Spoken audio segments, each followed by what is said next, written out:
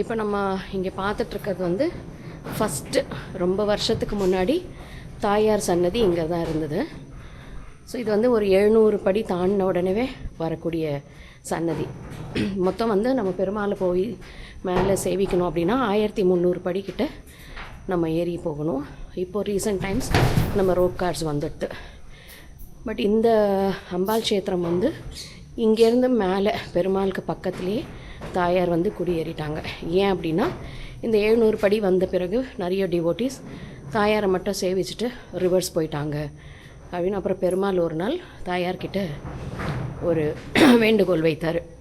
இது மாதிரி நீயும் வந்து மேலே என் பக்கத்துலேயே வந்துரு, அப்போது 2 பேரையும் சேர்த்த மாதிரி பக்தர்கள் எல்லாம் சேவை செய்வாங்க, அதனால் நீங்கள் மேலே வந்துடுறியா அப்படின்னு ஒரு கோரிக்கை வச்சும்போது தாயார் சொன்னாங்க, எனக்கு வர்றது ஆட்சேபனை இல்லை, ஆனால் முதல் மரியாதை எப்பவும் போல் எனக்கு தான் கிடைக்கணும் அப்படின்னு சொன்ன உடனே பெருமாள் அதுக்கு ஓகே சொல்லி